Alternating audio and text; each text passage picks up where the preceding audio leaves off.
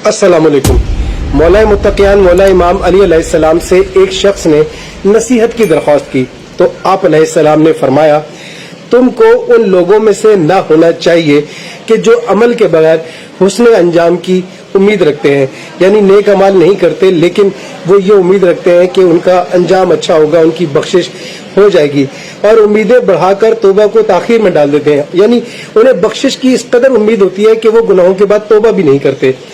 उसके बाद आप फरमाते हैं कि वो दुनिया के बारे में जाहिदों की सी बातें करते हैं मगर उनके अमाल दुनिया तलबों के से होते हैं। अगर दुनिया उन्हें मिले तो वो सैर नहीं होते और अगर ना मिले तो कनात नहीं करते। यानी दुनिया की मालो दौलत अगर उनको मिल जाए तो वो कभी उनकी हवस खत्म नहीं होती, वो बढ़ती रहती है।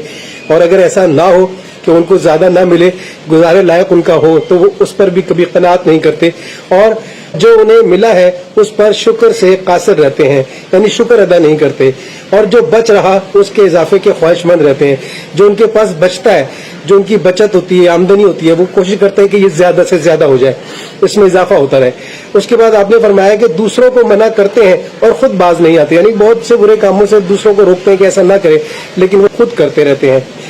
और दूसरों को हुक्म देते हैं ऐसी बातों का जिन्हें खुद नहीं बजा लाते, यानी खुद नहीं करते, दूसरों को हुक्म देते हैं कि वो करें। नेकों को दोस्त रखते हैं मगर उनके से अमाल नहीं करते। नेक लोगों को दोस्त बनाते हैं, उन्हें अच्छा समझते हैं, लेकिन उन जैसे अमाल अपनाते नहीं, उन जैसे किरदार को अपना किरदार नहीं बनाते, अपना शार नहीं बनाते। और गुनाहगारों से नफरत व अनाद रखते हैं, हालांकि वो खुद उन्हीं में दाखिल होते हैं। अपने गुनाहों की कसरत के बायस मौत को बुरा समझते हैं मगर जिन गुनाहों की वजह से मौत को नापसंद करते हैं उन्हीं पर कायम रहते हैं। फिर आपने फरमाया कि अगर बीमार पड़ जाते हैं तो पशेमान होते हैं और तंदुरुस्त होते हैं तो मुतमईन होकर खेल कूद में पड़ जाते हैं। यानी जब बीमार होते हैं तो उन्हें अफसोस होता है कि हम गुनाहगार थे, हम गलत काम करते थे या हमने अच्छे काम नहीं किए, शर्मिंदगी महसूस कर रहे होते हैं। लेकिन जैसे ही वो सेहतयाब होते हैं तो फिर वो खेल कूद में पड़ जाते हैं और वो सब कुछ भूल जाते हैं।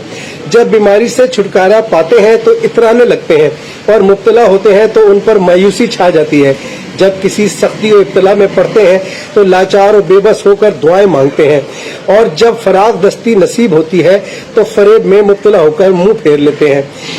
उसके बाद मौला फरमाते हैं कि उनका नफ्स ख्याली बातों पर उन्हें काबू में ले आता है, यानी ऐसी बातें जो सिर्फ ख्याली होती हैं, उन ख्याली बातों पर जो उनकी एक सोच होती है, जो चाहते हैं कि ऐसा हो जाए, उसके बारे में वो अपने नफ्स के गुलाम बन जाते हैं और वो काम कर गुजरते हैं। जबकि वो यकीनी बातें कि जिनका यकीन है कि जैसे मौत में आना है, जैसे आखिरत में जाना है, जैसे हिसाब किताब होना है, जैसे जन्नत और दोज़ख का ये यकीनी मामला है, मौत एक यकीनी अमर है, उसको भूल जाते हैं और उसको उसके सामने अपने नफ्स को दबाते नहीं है। उसके बाद आपने फरमाया कि दूसरों के लिए उनके गुनाह से ज्यादा खतरा महसूस करते हैं और अपने लिए अपने अमाल से ज्यादा जजा के मुतवक्के रहते हैं। यानी वो ये समझते हैं कि दूसरा गुनाह कर रहा है उसको बहुत सजा मिलेगी, बहुत उसका उनको डर होता है, खौफ होता है कि ये जो कुछ भी गलत काम करता है ये गुनाहगार है, ये जहन्नुम में जाएगा। लेकिन अपने बारे में सोचते हैं कि वो अगर कोई कोताही या गलती करते हैं तो ये तवक्को रखते हैं कि वो बख्शे जाएंगे और उनके अमाल जो थोड़े बहुत भी हैं वो बहुत ज्यादा उनके काम आ जाएंगे।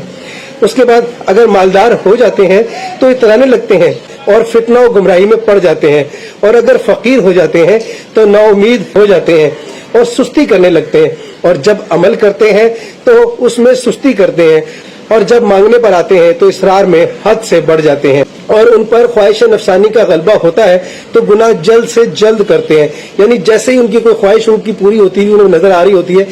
जितना ही बड़ा गुनाह क्यों ना हो वो उसकी परवाह नहीं करते, लेकिन जल्द से जल्द उस काम को अंजाम देने की कोशिश करते हैं और तौबा को ताबीक में डाल देते हैं। और उसके बाद अगर उनको कोई शर्मिंदगी होती भी है, किसी गुनाह का उनको एहसास होता भी है, तो वो तौबा को सोचते हैं कि बाद में कर लेंगे, या जो तौबा की भी होती है तो उसकी भी उसे परवाह नहीं करते और वो दोबारा से उस गुनाह को अंजाम देते हैं। अगर कोई मुसीबत लाहक होती है तो जमात इस्लामी के खसूसी इम्तियाजात से अलग हो जाते हैं। यानी जमात इस्लामी से ये मुराद के एक ऐसे इस्लामी माशरे में जहाँ वो रहते हैं वहाँ के रहन सहन के पाबंद होते हैं, लेकिन जब उन पर कोई मुसीबत आती है तो वो इस्लाम को छोड़ देते हैं, वो दीन को छोड़ देते हैं और वो अपने फायदे के बारे में सोचते हैं। उसके बाद आपने फरमाया कि इबरत के वाकयात बयान करते हैं मगर खुद इबरत हासिल नहीं करते और वाज़ व नसीहत में जोर बांधते हैं मगर खुद उस नसीहत का असर नहीं लेते। चुनाचे وہ بات کرنے میں تو اونچے رہتے ہیں مگر عمل میں کم رہتے ہیں.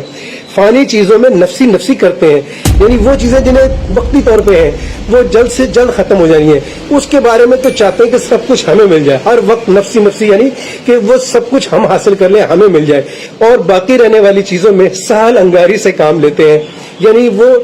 غفلت سے کام لیتے ہیں. ان چیزوں کے بارے میں جو ابدی ہیں, جنہوں نے ہمیشہ رہنا ہے, ان کے حصول کے بارے میں غفلت کرتے ہیں, اس میں کاہلی کرتے ہیں, سستی کرتے ہیں, اس کو حاصل کرنے میں دیر لگاتے ہیں.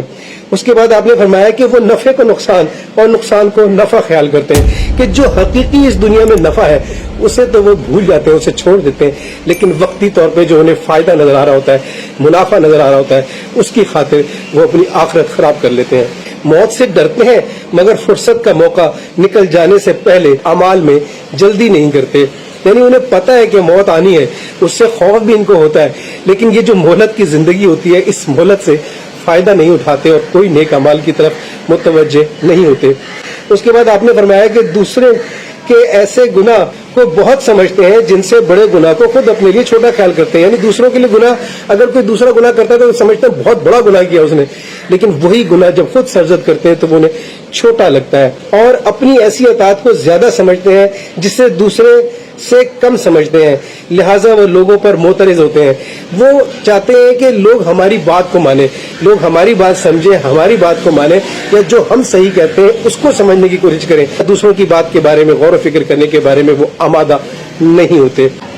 لہٰذا وہ لوگوں پر معترض ہوتے ہیں, یعنی لوگوں پر اعتراض کرتے ہیں, تنقید کرتے ہیں کہ تم غلط ہو, لیکن اپنے نفس کو چکنی چپڑی باتوں سے تعریف کرتے ہیں, یعنی جو ان کا اپنی غلطیاں ہوتی ہیں یا اپنی ان کی جو باتیں ہوتی ہیں ان کی اپنی برائیوں کو بھی اس انداز میں پیش کرتے ہیں کہ وہ برائی بھی ان کی اچھائی کی طرح سے محسوس ہو. اس کے بعد آپ فرماتے ہیں کہ دولت مندوں کے ساتھ طرب و نشاط میں مشغول رہنا, یعنی دولت مندوں کے ساتھ طرب و نشاط یعنی سارنگی اور ستار کی آواز کو طرب کہتے ہیں, اور نشاط کو کہتے ہیں کیف و سرور یعنی عیش و عشرت. اس طرح کی زندگی میں, موسیقی کی زندگی میں ایسے لوگوں کی, امیر لوگوں کی ان محفلوں میں زیادہ وقت گزارتے ہیں جہاں موسیقی ہو رہی ہو, جہاں پہ رقص و موسیقی کی محفل ہو, جہاں عیش و عشرت ہو, جہاں کیف و سرور ان کو ملتا ہو,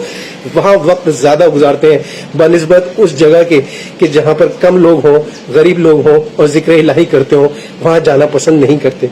اس کے بعد آپ نے فرمایا کہ اپنے حق میں دوسرے کے خلاف حکم لگاتے ہیں, یعنی ان کا اگر کوئی حق کوئی مار لے یا کہیں اس میں تاخیر ہو جائے تو فوری طور پر دوسرے کو سزا کا مستحق سمجھتے ہیں, اس کو ذرا سا بھی معاف کرنا نہیں چاہتے. لیکن اگر وہ خود کوئی ایسا گناہ کر دیں یا دوسروں کی حق تلفی کر دیں یا کسی کے ساتھ زیادتی کر دیں تو اس قسم کا حکم اپنے لیے نہیں استعمال کرتے یا اس قسم کی سزا کے لیے خود کو پیش نہیں کرتے.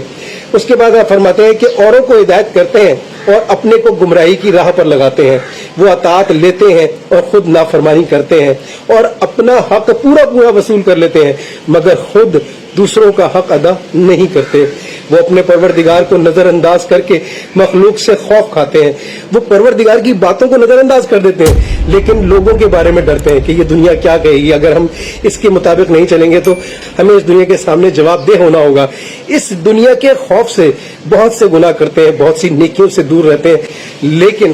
مخلوقات کے بارے میں اپنے پروردگار سے نہیں ڈرتے. لیکن وہ جو لوگوں کے حقوق ہوتے ہیں وہ ادا کرنے کے بارے میں, ان کے ساتھ معاملات کے بارے میں اس پروردگار سے نہیں ڈرتے اور اس مخلوق کے ڈر کی وجہ سے گناہوں میں مبتلا رہتے ہیں. نہج البلاغہ حکمت 150.